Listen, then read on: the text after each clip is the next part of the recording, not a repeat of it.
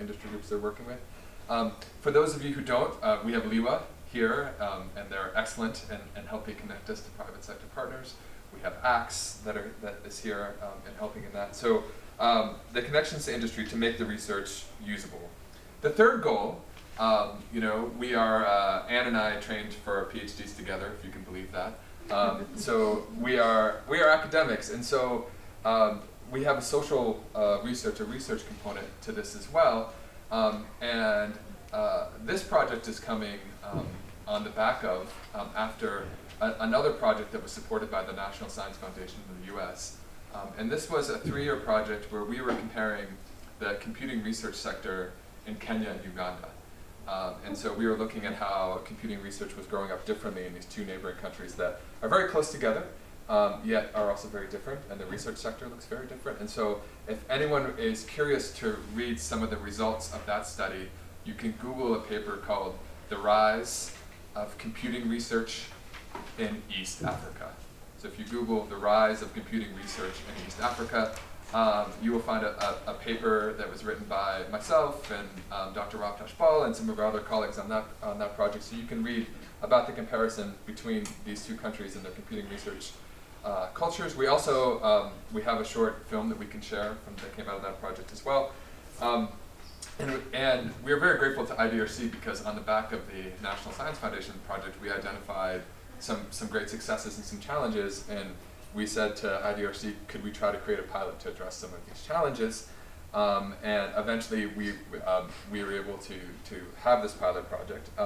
And so the research that will happen for this project, we want to evaluate this pilot project because we need the evidence. We need the data. So we have talked about, some people have said, oh, this is great that this is a pilot, but what about the real program?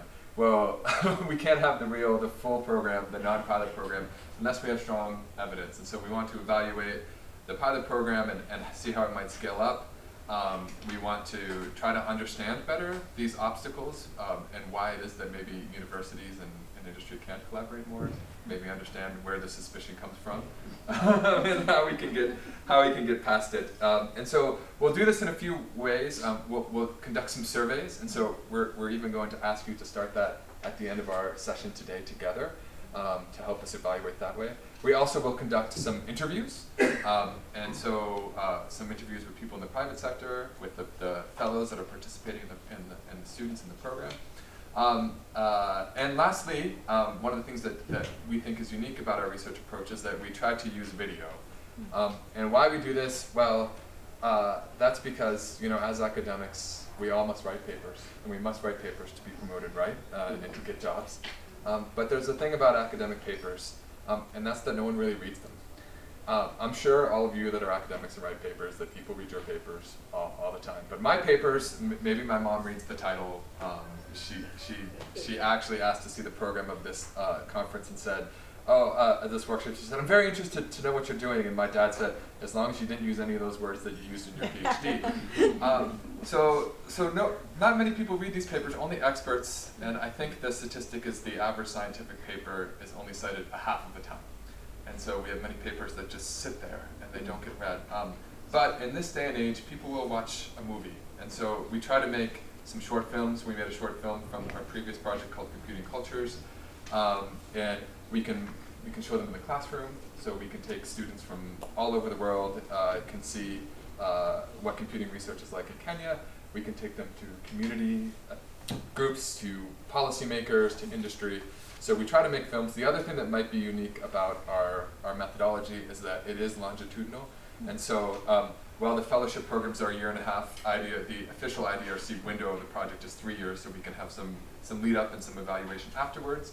Our previous project on the books was 3 years, but in reality, as you know with research projects, it was probably more like 5 years.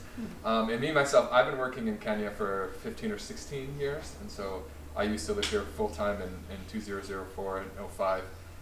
And we've started conducting some interviews with these very young data scientists and people that do artificial intelligence. And I had to tell Anne yesterday, they're babies. Like it's crazy for me. I meet these young people, and they're doing this amazing research and great work. And when I first came to Kenya, they were in school. And so it's very exciting that we're able to follow projects over a long period of time. And so many of you participated, some of you participated in our first project, and you will see us after this project, throughout the project and after this project. So I look forward to a successful workshop today.